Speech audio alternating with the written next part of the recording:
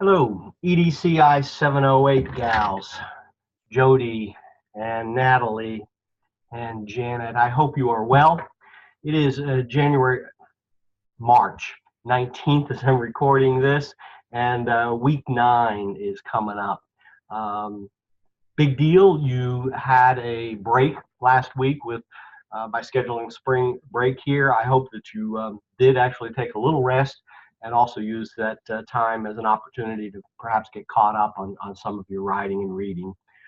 Week 9, as we prep for our March 30th and 31st meeting. That's March 30th and 31st. We meet next week. I want you to use some of our readings and some of our activities in class to prepare for that next weekend. Before March 30th, you need to befriend a school testing administrator. And what did I write here? To complete standards exercises and to prep for the March 30 meeting, please identify and befriend a site testing coordinator. See the exercises to see specifically what we're looking for. How are tests used in your building, particularly the big standardized tests? In the high school, there are a bunch. There are the ACT and ASVAB or work keys. Janet, you probably have some vocational tests that would fit into this category. In elementary, definitely the EOCs or EOGs, but there should be other standardized tests, perhaps NAEP or something else that you're administering. Who are the test administrators? How are these standardized tests rolled out? What kind of training is done for the teachers who are actually administering the tests? What kind of information is shared with the students or the parents? How are the results of the tests communicated to people? Are tests being used for their purpose, and are they helpful information when it comes back? We're going to try to look at some of those bigger pictures, and to do that, you're going to need to get your hands on a testing manual. I know that when I was a test administrator, I kept the old ones from the year before. We passed them out to teachers while they were administering the tests. We collected them from folks, and I locked them up in a cabinet. So I think what this might mean, if you don't already know, is finding your site testing coordinator, going to that person, interviewing them briefly about procedures, getting copies of handouts or test memos that they have used, and exploring some of the issues that are raised in the standards chapters 7 and 8. That's specifically going to be our focus when we meet and talk. So instead of posting those as discussion board items, I want you to prep these items for our meeting on March 30th. I'm getting ahead of myself just a little bit. Dr. Putnam wants you to know that that there are options when you continue.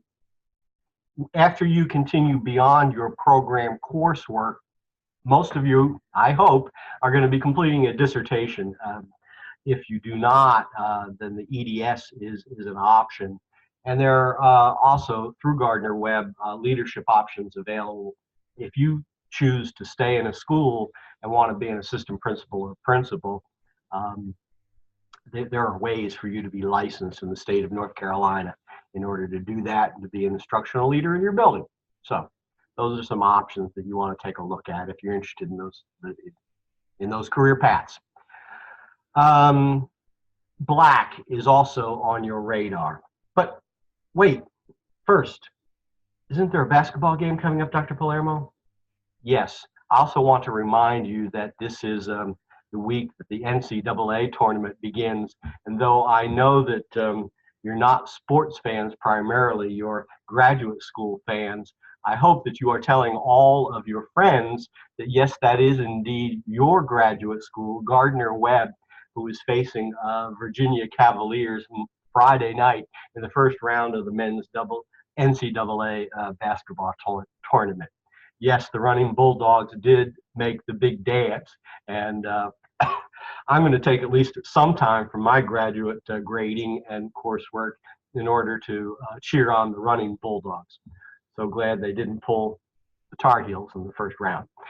Okay, that's happening Friday night, but also you should be reading Black et al. And finishing that little book.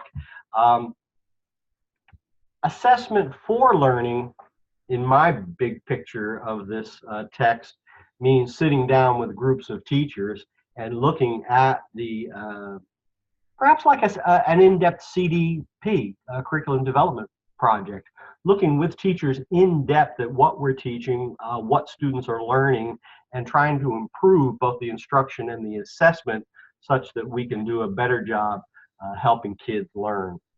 So chapter 8 in Black, the end and the beginning, talks about taking research into practice.